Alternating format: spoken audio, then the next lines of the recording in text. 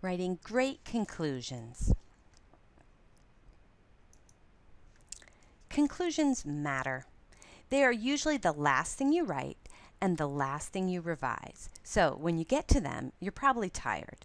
The conclusion you write when you're tired is like the sound a balloon makes when it flies across the room, losing air. It goes from manic energy to a tired, exhausted, but your energy as the writer transfers to your reader.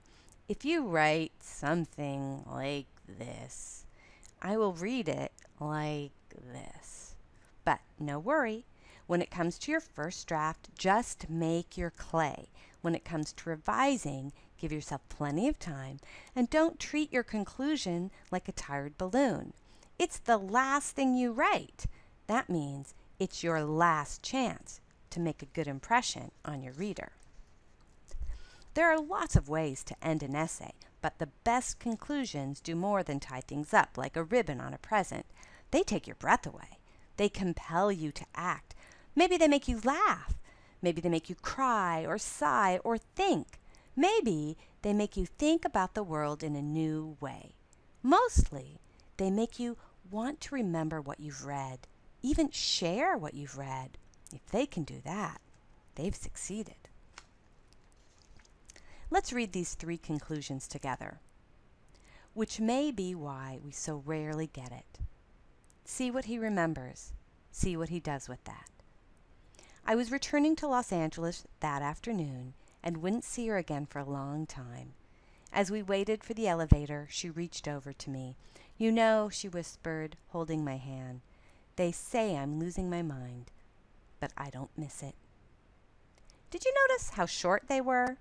Conclusions don't have to be long, but they do have to be interesting. These conclusions use storytelling hooks, just like great introductions. In these cases, it almost seems like you're about to read a new story. So sometimes a good conclusion ends one story and hints at another. These next 3 conclusions are longer.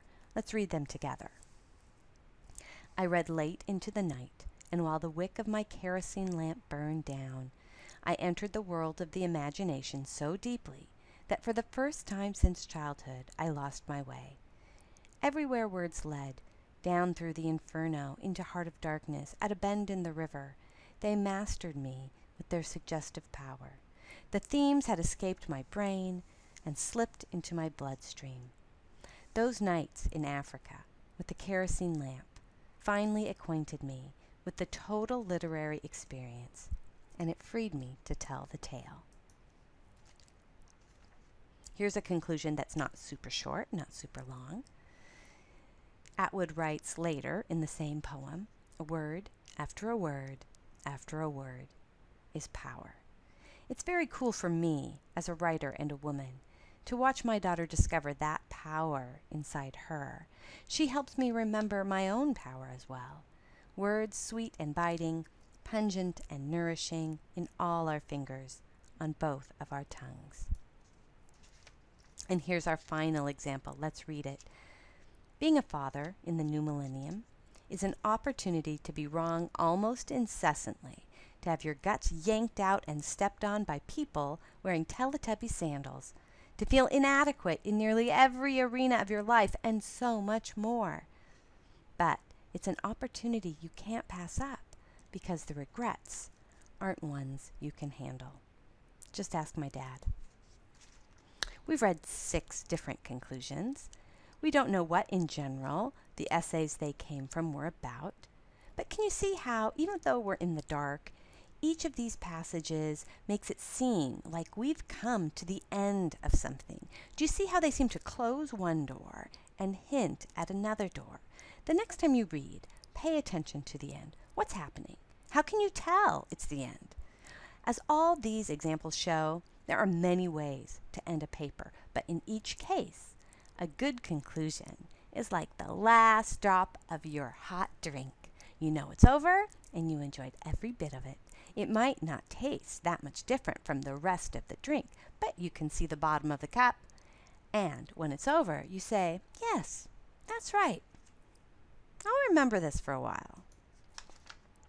As always, purpose, and audience will affect your conclusion. Your professor might expect a fairly traditional sort of conclusion. If she does, remember, timed writing assignments seldom let you do more than restate your thesis and maybe a few of the main ideas. 3 to 5 page papers might require the same thing, but also try to give a sense of finality and use revision to make sure you have an energetic ending. For a term paper, one paragraph might not be enough. You might need several paragraphs or even a whole section called conclusion. No matter what, make it energetic and make me want to remember what I've read. End on a high note, not like a deflating balloon. Good luck!